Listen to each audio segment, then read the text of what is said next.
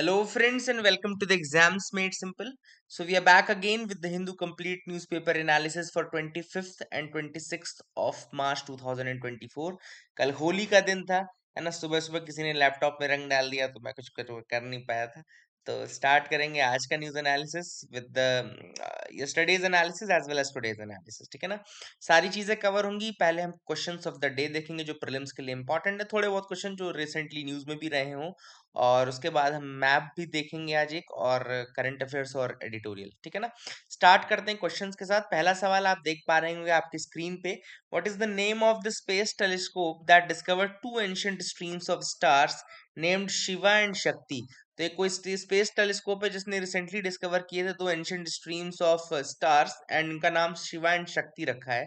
आपको बताना है कौन सा टेलीस्कोप है। ऑप्शंस आपके यहाँ सामने है, Gaia, Hubble, Kepler, James Webb. I hope you will be able to answer. The correct answer for this is Gaia. Gaia जो है वो यूरोपियन है, एंड ख्याति कल्याण नाम की एक साइंटिस्ट हैं जिन्होंने लीड किया था इसको, and she discovered two ancient streams of stars जिनका नाम शिवा और शक्ति रखा गया है। तो गाया स्पेस याद रखिएगा, यूरोपियन स्पेस एजेंसी का है, ठीक है ना। आगे सेकंड क्वेश्चन की तरफ आते हैं। तो what is the name of India's premier reusable launch vehicle. तो इंडिया का एक जो प्रीमियर रियूजेबल लॉन्च व्हीकल है, इसको सक्सेसफुली लैंड कराया गया था रिसेंटली इसरो के एक रिसेंट एक्सपेरिमेंट में। आपको बताना है कि इसका नाम क्या है। ऑप्शन है Aryabhata, Shakti, Mangalyaan, Pushpak. I hope you will be able to answer. नहीं भी होगा तो कम से कम आपको कुछ नया सीखने को मिलेगा। तो आप मेरे को बताएं करंट अफेयर्स में ये इसका आंसर क्या है। The correct answer for this is D, Pushpak. याद रखेगा कि जो इंडिया का प्रीमियर रियूजेबल लॉन्च व्हीकल है जिसने सक्सेसफुली लॉन्च किया, इसरो ने साइंटिस्ट टेस्ट किया था अभी रिसेंटली, उसका नाम पुष्पक है। आई होप आपको अच्छा लग रहा होगा। अच्छा, अच्छा लगता है तो लाइक भी कर दिया करो ना यार, क्यों कहलवाते हो बार बार। प्लीज लाइक करो अपने तरफ से, है ना। तीसरे सवाल की तरफ आते हैं। Which countries are participating with India in IMT trilat 2024 maritime exercise. तो IMT ट्राइलेट 2024 मैरीटाइम एक्सरसाइज में इंडिया के साथ कौन कौन सी कंट्रीज पार्टिसिपेट कर रही हैं। ऑप्शन है China, Sri Lanka, Indonesia, Malaysia, Mozambique, Tanzania, South Africa, Kenya. तो I hope you will be able to answer. The correct answer for this is, obvious सी बात है, कॉमन सेंस भी लगाओ ना। IMT लिखा हुआ है तो एक तो इंडिया होगा, दूसरा M और T होगा। तो M और T कौन है? Mozambique, Tanzania. Correct answer is C. कभी कभी ऐसे भी क्वेश्चन आ जाते हैं तो दिमाग लगा लिया करिए। तो I hope you got clarity regarding this, and now let's move to the news analysis part. अच्छा, पहले हम 25 की एक बड़ी अच्छी खबर से स्टार्ट करेंगे। तो अच्छी खबर भगवान के नाम से शुरुआत होनी चाहिए, इसलिए पहली खबर मैंने भगवान के नाम से की है। अब देखना आप लोग जरूर लाइक करोगे, है ना। भगवान के नाम की खबर है ना, तो जरूर लाइक करोगे। हालांकि मैं आपको फोर्स नहीं करूंगा, ये मैं वो वाला इंसान नहीं हूँ कि बोलूँ कि आपको माता रानी की कसम है, आपको शंकर जी की कसम है कि आप लाइक करें। मन हो तो लाइक कर देना। लेकिन तो ऑफिशियल हो गया, statio Shiv Shakti approved as the name of Chandrayaan 3 landing site. तो जो चंद्रयान 3 की लैंडिंग साइट थी उसका ऑफिशियल नाम जो है वो स्टेशियो शिव शक्ति रख दिया गया है। और ये नाम कौन रखता है, अप्रूवल कौन करता है? तो याद रखिएगा, इंटरनेशनल एस्ट्रोनॉमिकल यूनियन, IAU। मैं बड़े बड़े अक्षरों में लिख देता हूँ, IAU, यानी कि Indian astronomy sorry international astronomical union जो है, ये ऑफिशियली रिकॉग्नाइज करता है। एंड यही बॉडी है जो कि ऑफिशियली रिकॉग्नाइज करती है किसी भी सेलेस्टियल बॉडी पे उसके नाम का अप्रूवल हो, ये सर। तो स्टेशियो शिव शक्ति रखा गया है for the Chandrayaan 3 Vikram lander. जो विक्रम लैंडर था हमारा लैंड किया था, उसकी लैंडिंग साइट का नाम स्टेशियो शिव शक्ति रखा गया है। अप्रूवल इसका मिल चुका है, तो that is a big news coming. And significance obvious सी बात है, इंडियन माइथोलॉजी से लिया गया है statio Shiv Shakti. And statio is actually a Latin term used for the landing sites. And Shiv Shakti तो हमको पता है कि शिवा और शक्ति कौन है। इंडिया में कौन नहीं जानता होगा। तो IAU's role in planetary nomenclature थोड़ा देख रहे थे। तो प्लानिटरी नोमेनक्लेचर जो होता है ये ज्योग्राफिकल नेमिंग की जैसे ही होता है। एंड इसको करने के लिए IAU जो है वो गेजेटियर निकालता है ऑफ द प्लानिटरी नोमेनक्लेचर, और उसमें पूरा रिकॉर्ड रहता है अप्रूव्ड नेम्स का। तो उसी गेजेटियर में ये नाम चला जा चुका है। इंटरनेशनल एस्ट्रोनॉमिकल यूनियन की अगर हम बात करें तो इसका इंटरनेशनली रिकॉग्नाइज्ड अथॉरिटी है for naming the celestial bodies. And इसका फाउंडेशन हुआ था 1919 में। 1919 में इसका इसका फाउंडेशन हुआ था।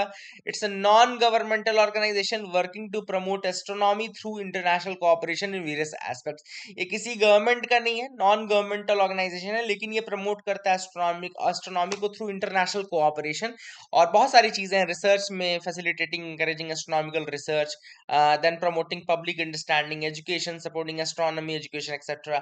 I hope you got clarity. Membership की बात करें तो 85 मेंबर्स हैं, इंडिविजुअल मेंबर्स और बहुत सारे हैं, लेकिन over 85 countries are the members of this. Headquarter इसका पेरिस फ्रांस में है और प्लानिटरी नोमेनक्लेचर्स का मेन जो वर्क है वो है, ठीक है ना। 26 के न्यूज़पेपर में आते हैं। पहली न्यूज आपको फ्रंट पेज की दिख रही होगी, EU probe into tech giants for violation of new laws में ट्रिगर हेफ्टी फाइन्स। अब ईयू कर क्या रहा है, ईयू ने 3 कंपनीज उठाई हैं, जिसमें आपको ये दिख रहा होगा, गूगल से उठाया उन्होंने अल्फाबेट को, अल्फाबेट गूगल एक ही है लगभग, तो ये याद रखिएगा, अल्फाबेट उठाया है। दूसरा उन्होंने उठाया है एप्पल को, और तीसरा उन्होंने उठाया फेसबुक को, ठीक है ना। तो एप्पल उठाया, फेसबुक उठाया, वो उठाया, and they are doing a proof. What they are doing a proof, they are examining whether these companies are violating their digital markets act और नॉट। तो ईयू का आपको पता है कि डिजिटल मार्केट्स एक्ट आया था, है ना।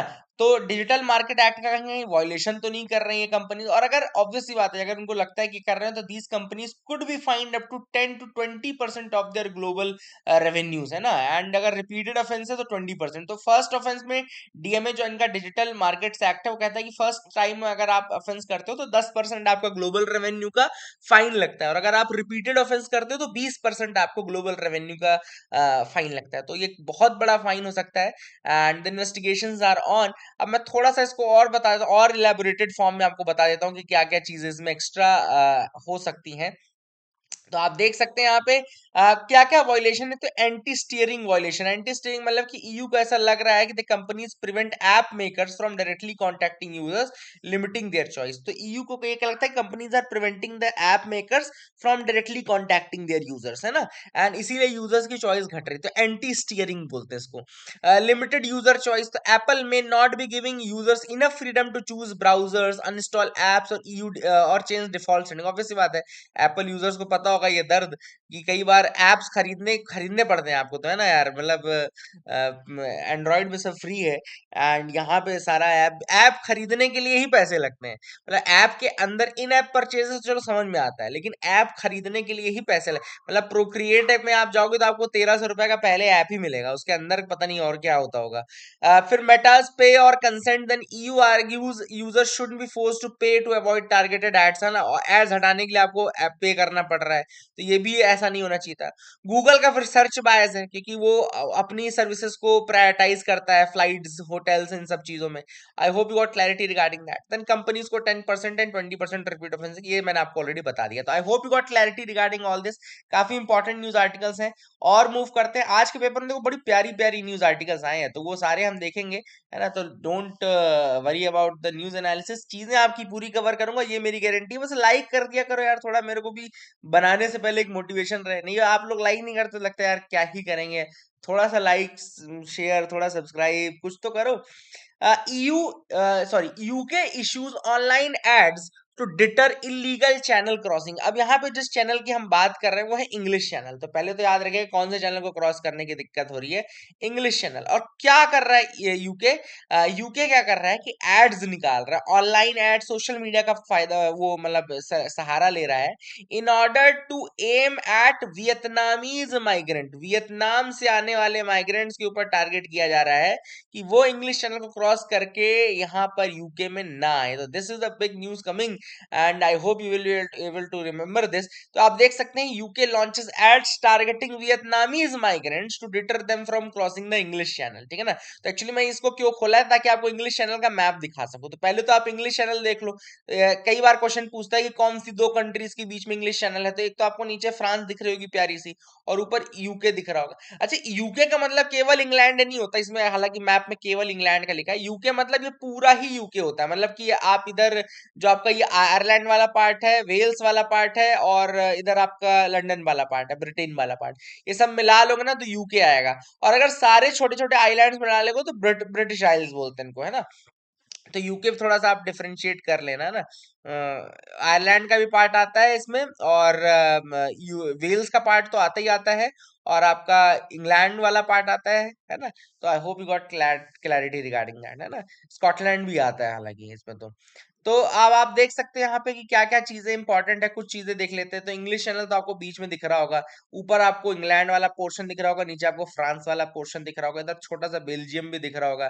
देन यहाँ पे स्ट्रेट ऑफ डोवर दिख रहा होगा। स्ट्रेट ऑफ डोवर, अगर कभी आपसे पूछा कि स्ट्रेट ऑफ डोवर किसके बीच में है, तो यहाँ पे आपको छोटा सा स्ट्रेट ऑफ डोवर दिख रहा होगा, and this is the North Sea and this is the English Channel. तो अगर आपसे पूछे कि स्ट्रेट ऑफ डोवर कौन सी दो वाटर बॉडीज के बीच में, तो एक तो इंग्लिश चैनल है और दूसरी आपकी नॉर्थ सी है, ये भी एक फैक्ट याद रखेगा।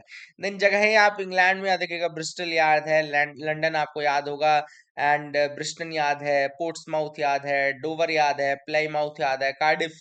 कार्डिफ तो वेल्स में है, तो ये भी आप देख सकते हैं। I hope you got clarity regarding that as well, ये भी आपको समझ में आ गया होगा। देन और वाटर बॉडीज की अगर बात करें, तो यहाँ पे वेल्स देखो, आयरिश सी, और इधर साइड आयरलैंड है, इधर दिख नहीं रहा मैप में लेकिन इधर आयरलैंड है। फिर यहाँ पे सेंट जॉर्जस चैनल भी है, एंड ये भी एक इम्पॉर्टेंट है। और यहाँ पे आपको दिख रहा होगा सेल्टिक सी है, सेल्टिक सी भी टच होता है यूके से, ये भी याद रखना। सिसिली आइल्स है यहाँ पे, और देन यहाँ फ्रांस से फिर अटलांटिक ओशन है। तो I hope you got clarity regarding all this, आपको समझ में आ गया होगा। आगे मूव करते हैं, यहाँ पे देखते हैं और क्या इंपॉर्टेंट पार्ट है। Philippines launches protest against China over water cannon assault. तो ऑब्वियसली बात है, आपको पता है साउथ चाइना सी मैंने आपको डिस्प्यूट बताया था, जहाँ पे फिलीपींस, ताइवान, वियतनाम, आपका चाइना सारे इन्वॉल्व हैं। सारे सारे ये कहते हैं कि आप हमारे ही मतलब एक्सक्लूसिव इकोनॉमिक जोन में हो। तो ये एक इंपॉर्टेंट चीज है। देन यूएस ने बैकिंग दी है फिलीपींस को। यूएस ने कहा है कि देखो चाइना गलत कर रहा है, एंड यहाँ पे यूएस हो गया, ईयू हो गया, जापान हो गया, ऑस्ट्रेलिया हो गया, एंड लगभग 16 और ऐसी कंट्रीज हैं जिन्होंने फिलीपींस के साथ मतलब वो किया है, साझा किया है, और कहा कि हाँ भाई बहुत गलत किया चाइना ने। और चाइना उल्टा चोर कोतवाल को डांट रहा है, बोल रहा है कि भैया आप चाइनीज वाटर्स में एंटर कर रहे हो। तो ऑब्वियस बात है, वो तो साउथ चाइना सी को अपने सीने से लगा के ही बैठा है, तो वो तो कहेगा ही कहेगा। यहाँ पे हम आगे और देख लेते हैं क्या इंपॉर्टेंट है। फेडरल रिजर्व्स जो हैं they will cut rates, it can lift जो बाइडेंस री इलेक्शन प्रोस्पेक्ट। अच्छा, ये आपको बहुत आसानी से पता होना चाहिए।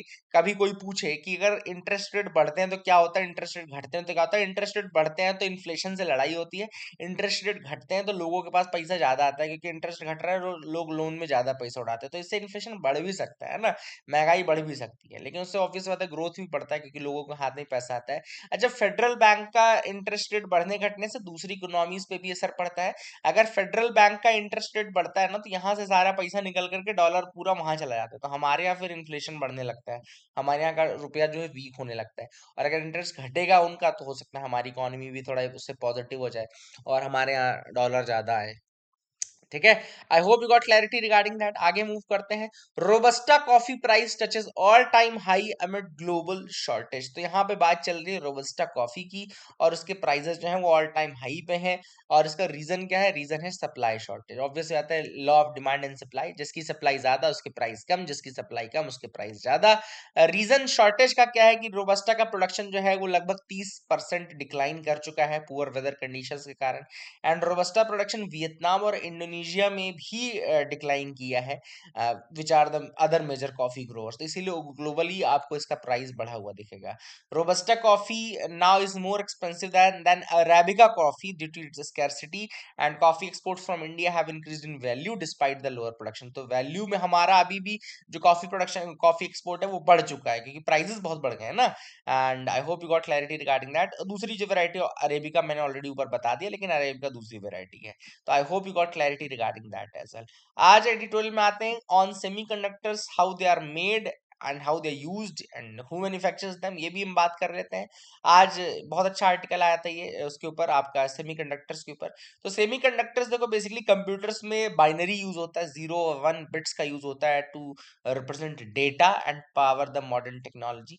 And the core of the computers are made from semiconductors. Semiconductor मतलब कि ऑब्वियस सी बात है, जिनका कंडक्टर्स और इंसुलेटर के बीच में जो कंडक्टिविटी रेंज रहती है वो सेमीकंडक्टर्स कहलाते हैं। इसमें डोपिंग कराई जाती है, वो डोपिंग मेन चीज है जिसमें थोड़ी इम्प्योरिटी मिलाई जाती है ना। तो स्कैंडियम, सॉरी गैलियम, ये आपको पता हो, सिलिकॉन पता होगा, बहुत फेमस एग्जांपल है silicon.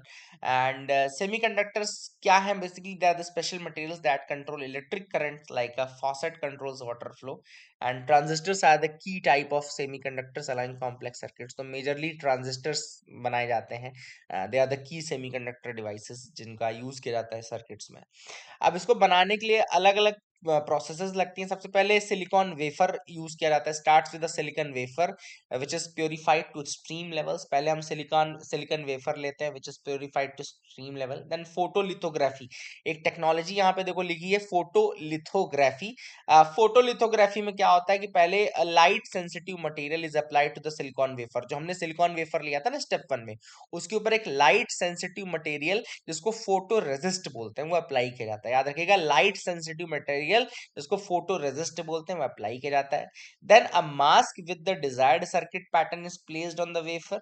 Light is then shown through the mask. Then light only passes through openings in the masks, hardening the exposed photoresist on the wafer, and the unexposed photoresist remains soft. तो जो mask में जो छेद वाले portion है वो वाले तो हार्ड हो जाएंगे, और जो बिल्कुल क्लोज्ड हैं वो सॉफ्ट रह जाएंगे।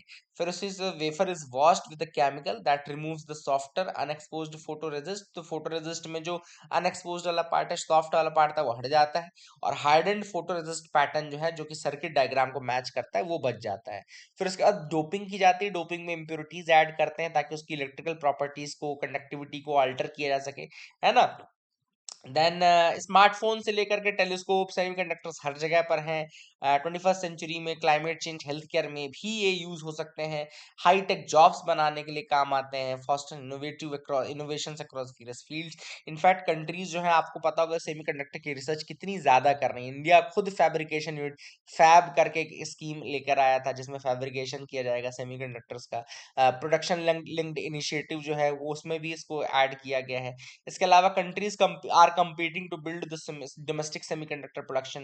एंड इंडिया का रोल क्या है कि India can be a leader in chip designing. India is a leader in chip designing but lacks manufacturing capability. हमारे मैन्युफैक्चरिंग कैपेबिलिटी इतनी ज्यादा नहीं है, और हम कोशिश करेंगे डोमेस्टिक प्रोडक्शन यूनिट जो है उनको स्ट्रेंथन करें। तो I hope you got clarity regarding that as well. आगे मूव करते हैं और देखते हैं क्या इंपॉर्टेंट और आर्टिकल्स है जिनके बारे में को डिस्कस करना है। तो you can move ahead with मी। यहाँ पे एडिटोरियल पार्ट में है China want wanna be super power. यहाँ पे देखो सिंपल आर्टिकल है, बहुत ज्यादा कॉम्प्लेक्स अपन नहीं बनाएंगे। चाइना क्या कर रहा है, खुद को चाइना अपने आप को एक सुपर पावर के रूप में प्रोजेक्ट कर रहा है। जैसा रोल पहले यूएसए प्ले करता था ना, वैसा रोल, जैसे कि उन्होंने बड़े ही बैलेंस एक तरीके से उन्होंने मीडिएशन करना शुरू किया है। वो पैलेस्टीन को सपोर्ट कर रहा है वो, लेकिन हमास को क्रिटिसाइज नहीं कर रहा है, ताकि अरब नेशंस के साथ उसका टाइज बना रहे। इसके अलावा सऊदी और ईरान में जो अभी पीस अकॉर्ड साइन हुआ था सऊदी ईरान के बीच में, उसमें भी चाइना क्रेडिट लेगा, बोला कि भैया हमने आपका कराया है। लेकिन दिक्कत ये थी कि आपने बिल्कुल जब रेड सी क्राइसिस हुई तो वहां पे आप बिल्कुल शांत रहे। रेड सी क्राइसिस के समय आपने कुछ बोला ही नहीं, है ना। ईरान का आप सपोर्ट करते हो। चाइना का गोल क्या है, ट्रू गोल क्या है? तो चाइना का ट्रू गोल है कि वो यूएस के इन्फ्लुएंस को वीक करना चाहता है, और जितनी भी अच्छी चीजें हो रही हैं रीजनल सिक्योरिटी, इन सबकी फुल रिस्पॉन्सिबिलिटी लेना चाहता है। और वो ये शोकेस करना चाहता है कि वेस्टर्न पॉलिसीज डेट्रीमेंटल है, लेकिन एक रियल अल्टरनेटिव प्रोवाइड नहीं कर पा रहा है। जैसे कि मैंने आपको अभी बताया कि रेड सी में क्राइसिस हुआ तो पूरा चुप रह के मार गया, है ना। यूक्रेन और रशिया का क्राइसिस आ रहा है तो कुछ बोलने की हिम्मत भी नहीं रखता है, ये रशिया को कुछ नहीं बोलता है। All this things are there. I hope you got clarity regarding that. 25 तारीख की न्यूज़पेपर एनालिसिस पे अगर मैं आऊं तो लास्ट से ही शुरू करते हैं, जैसे कि आज हमने देखा 26 वाले को, और बड़े प्यारे प्यारे न्यूज आर्टिकल्स हमने देखे। 25 के भी देख लेते थे। यहाँ पे आप देख रहे हैं Paris museum takes visitors back 150 years to the birth of impressionism. Impressionism actually एक तरीका होता है पेंटिंग करने का, जिसमें अलग अलग कलर्स का यूज किया जाता है, स्ट्रोक्स बड़े हल्के स्ट्रोक्स के साथ आप पेंटिंग करते हो, है ना। थोड़ा इनोवेटिव वे है पेंटिंग का। तो ये इसका स्टार्ट लगभग 150 इयर्स बैक आप समझ सकते हैं, 1850s के आसपास, 1860 70s के आसपास हुआ था। और वहीं पे यहाँ पे ऑर्से म्यूजियम है आपका पेरिस में, नाम देख लेना, ऑर्से म्यूजियम। और से और बताओ, और से museum, and this is in Paris, and यहाँ पर ही 150 ईयर्स ऑफ इम्प्रेशनिज्म जो है इसका एग्जीबिशन किया गया है। लगभग 160 पेंटिंग शोकेस की गई हैं। मोनेट्स की इसमें की गई है। Monet was a painter, impressionist था, है ना। एंड इसके अलावा फर्स्ट इम्प्रेशनिस्ट एग्जीबिशन जो था वो 1874 में हुआ था, उसकी भी पेंटिंग्स हैं, जैसे कि मोनेट, डेगास, पिज़ारो, है ना। They are all basically the impressionist painters. तो I hope you got clarity regarding that as well. ये भी आपको समझ में आ गया होगा। आगे मूव करते हैं, देखते हैं और क्या इंपॉर्टेंट न्यूज आर्टिकल है। तो you can move ahead with me, आप बिल्कुल मेरे साथ आगे बढ़ सकते हैं। It's time organisation set up watch to check the workplace abuse. अब यहाँ पर आर्टिकल में क्या बात की गई है, यहाँ पर आर्टिकल में ऑथर ने कहा है कि जो वर्क प्लेस अब्यूज है वो एक साइलेंट एपिडेमिक की तरह है। मतलब वो एग्जिस्ट करता है लेकिन उसकी बहुत ज्यादा बातचीत नहीं की जाती है।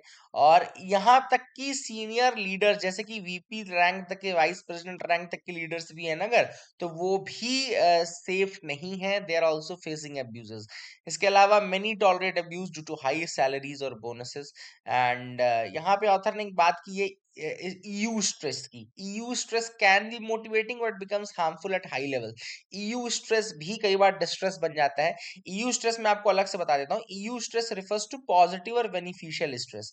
It is a concept introduced by Hans Selye, an endocrinologist who also identified the stages of general stress response. EU stress एक ऐसा स्ट्रेस होता है which can motivate you to perform well, है ना। लेकिन वही वाली बात ऑथर ने कही कि EU स्ट्रेस अच्छा है, लेकिन अगर EU स्ट्रेस भी एक लिमिट से ज्यादा बढ़ जाए तो वो डिस्ट्रेस में कन्वर्ट हो जाता है, ठीक है ना। एंड इसके अलावा ऑथर ने बताया कि वर्क प्लेस बुलिंग बहुत कॉमन है। 35% इन आईटी प्रोफेशनल्स इंडिया के ही है, उनको मेंटल वेलबींग के साथ वो हो रहा है। देन इसके अलावा फियर ऑफ रिटेलिएशन और विक्टिम ब्लेमिंग डिस्करेजेस रिपोर्टिंग। तो कई बार विक्टिम ब्लेमिंग होती है या फियर ऑफ रिटेलिएशन होता है, इसलिए लोग रिपोर्ट नहीं करते हैं, है ना। तो यहाँ पे एक इम्पॉर्टेंट चीज है। So all this things are there. Then author ने लास्ट में सजेशन ये दिया कि भाई वॉच लेजिस्लेशन लेकर के, वॉच लेजिस्लेशन मतलब workplace abuse and toxicity legislation लेकर के, और ऑर्गेनाइजेशन को ले आना चाहिए ताकि जो वहाँ के वर्क प्लेस में जो काम करने वाले लोग हैं वो ढंग से काम कर सके और पॉजिटिव एटमॉस्फेयर के साथ, और इस तरीके के जो मतलब हरासमेंट वाली कंडीशन है वो ना होता। I hope you got clarity regarding that. Then अगला टॉपिक है alt financing promises to leave none behind. यहाँ पे बात चल रही है आल्ट फाइनेंसिंग यानी अल्टरनेट फाइनेंसिंग की, तो वो हम देख लेते हैं एक बार। एंड ओके, फाइनेंसिंग चैलेंजेस, ठीक है, यहाँ से है। तो यहाँ पे ऑथर ने कहा कि इंडियन स्टार्टअप्स जो हैं they are facing affordable financing despite the growth of digital payment systems, India Stack etcetera. फिर भी जो इंडियन स्टार्टअप्स हैं उनके पास अभी भी अफोर्डेबल फाइनेंसिंग नहीं है। एंड ट्रेडिशनल फाइनेंसिंग ऑप्शंस जो हैं वो एक्सेसिबल नहीं है ज़्यादा, और स्पेशली जो स्टार्टअप्स के लिए तो बिल्कुल नहीं है। बहुत सारा उसमें ये बन रखो, वो रखो, गिरवी रखो, ये सब चीज़ें हैं। तो यहाँ पे ऑथर ने कहा अल्टरनेट फाइनेंसिंग सोल्यूशन हो सकता है। अल्टरनेट फाइनेंसिंग मतलब कि modern solutions like cash flow based financing and invoice financing offer, या आप easier access to funds provide करो, फ्लेक्सिबिलिटी दो उनको उनके टेन्योर में, ट्रांसपेरेंसी ज्यादा रखो, फास्टर अप्रूवल करो। तो ये सारी चीजें जो है वो सोल्यूशन हो सकते हैं। तो यहाँ पे ऑथर ने कहा है कि क्यों ये तरीका काम करेगा, because these options are designed for startups. Startups के लिए ही डिजाइंड है ऐसी चीजें। Startups basically they are light on assets, they are reliant on digital technologies, and they leverage AI and machine learning. तो इसलिए काफी इंपॉर्टेंट इनको फास्टर अप्रूवल और ये सारी चीजें चाहिए। ऑथर ने कुछ सजेशंस दिए जैसे कि initiatives like open credit enablement network. Open credit enablement network, मैंने ये आर्टिकल पूरा आपको इसीलिए पढ़ा है कि OCEN के बारे में, ओसन या ओपन क्रेडिट इनेबलमेंट नेटवर्क के बारे में बता सकूं। It's a framework that uses open standards to facilitate various aspects of lending processes in India, and it acts as a common language for collaboration between lenders like a bank and digital platforms called lending services providers. तो यहाँ पे open जो है ये एक तरीके से कहना चाहिए एक ऐसा प्लेटफॉर्म है जहाँ पे बैंक्स को और जो आपके मतलब लेंडिंग सर्विस प्रोवाइडर्स हैं उनको एक प्लेटफॉर्म पे लाया जाता है ताकि लोगों को लोन इजीली और लेंडिंग इजीली हो सके, ठीक है ना। स्ट्रीमलाइंड लेंडिंग एंड बोरोइंग के लिए एक प्लेटफॉर्म है जो कि सिंप्लीफाई करता है अप्लाई करने की प्रोसेस, रिसीव करने की प्रोसेस को फास्टर बनाता है, एफिशिएंट बनाता है, both for the borrower and also for the lender. और ये ऑब्वियस सी बात है एपीआईज पे काम करता है, पूरा डिजिटल मेथोडोलॉजी है। तो I hope you got clarity regarding that as well. आगे मूव करते हैं, देखते हैं और क्या इंपॉर्टेंट आर्टिकल हैं जिनके बारे में हमको डिस्कस करना है। तो मैंने आपको ऑलरेडी बता रखा है, वही वाली न्यूज एक लास्ट रहेगी, जिसमें है new rules for elephant transfer. अब आपको पता होगा कि कैप्टिव एलिफेंट्स के ट्रांसफर के लिए नए रूल्स आए हैं, हालांकि मैंने आपको बताया हुआ है। एक और आर्टिकल मैं आपको बता दूं, पहले पहले एक बात कर लेते हैं। Climate change threatens coral reefs but hope emerges. तो ये आर्टिकल आपको दिखा देता हूँ पहले, नहीं तो आप लोग बोलोगे कि सर कहाँ से पढ़ा रहे हैं। तो यहाँ पे आई थिंक ये आर्टिकल यहाँ पर है, yes. Can good sound help in coral reefs. तो यहाँ पे ये एक्चुअली क्या है, आपको पता है क्लाइमेट चेंज के कारण टेम्परेचर जो बढ़ रहा है उससे कोरल रीफ्स को नुकसान पहुंच रहा है, ये सब जानते हैं। कोरल ब्लीचिंग सब जानते हैं, ठीक है ना। अब ऐसे में क्लाइमेट चेंज के लिए, क्लाइमेट चेंज को तो कम करना ही करना है, ऑब्वियस सी बात है। फॉसिल फ्यूल लेकिन बर्न बर्न करना बंद करना इतना आसान नहीं है। इसके अलावा ओशियन का एसिडिफिकेशन हो रहा है, CO2 एब्जॉर्प्शन ज्यादा बढ़ता जा रहा है, इस कारण से भी कोरल रीफ्स वीक होते जा रहे हैं। एग्जाम्पल लक्षद्वीप आइलैंड्स का। तो अब यहाँ पे ऑथर ने बोला कि एक होप मिली है, साइंटिस्टों ने अभी रिसेंटली स्टडी की है जिसमें उन्होंने पता लगाया कि साउंड का अगर हम यूज करें तो दैट कैन बी यूजफुल। अब कैसे यूज करें, तो यहाँ पे साइंटिस्टों ने देखा कि अगर उन्होंने हेल्दी कोरल रीफ्स की रिकॉर्डिंग्स जो हैं वो प्ले की वहां पर, जो अनहेल्दी कोरल रीफ्स थे उनके सामने की, तो उनका जो सेटलमेंट रेट था डिग्रेडेड रीफ्स में वो इंप्रूव हो गया, है ना। तो मतलब कि वो इम्प्रूवमेंट ज्यादा जल्दी होने लगा। इट्स अ प्रिलिमिनरी स्टडी हालांकि, एंड इसमें लार्ज स्केल अभी भी इम्प्लीमेंटेशन रिसर्च की आवश्यकता होगी कि कितना ऑप्टिमम साउंड होना चाहिए, क्या क्या प्रॉब्लम्स आ सकती हैं, ये सारी चीजें। But that is the thing which is important, that will be done. New rules to ease captive elephant transfers in India. तो elephants are protected under the Wildlife Protection Act and cannot be captured or traded. But if captive elephants are a social case due to their historical roles, तो अभी 2021 में change किया गया जिसमें elephant का transfer allow किया गया for religious और एनी अदर पर्पसेस, ठीक है ना। And this broad wording raised concerns about increased trafficking. तो न्यू कैप्टिव एलिफेंट ट्रांसफर और ट्रांसपोर्ट रूल्स लाए गए जिसमें अलाउ किया गया transfer when owners can't maintain elephants और for the better upkeep. Second, उन्होंने कंडीशन दी कि requires health certificates and suitable habitat assessment. Then it has simplified interstate transfer by needing origin and destination state permission. Then it has mandated elephant genetic profile registration with the ministry. अगर interstate आप कर रहे हो ना, तो उसमें mandate कर दिया कि आपको एलिफेंट का जेनेटिक प्रोफाइल रजिस्ट्रेशन भी करना पड़ेगा। कंसर्न्स है WPA यानी कि wild life protection act focus on protection seems to be weakening. And obvious सी बात है, कई प्राइवेट संस्थान जो हैं वो इसका यूज करेंगे, लॉ का यूज करेंगे for transfer and trade etcetera. तो I hope you got clarity. So that is it for the day. I hope you like that video. Please do like share subscribe, keep loving us, keep sharing us. Thank you, have a nice day.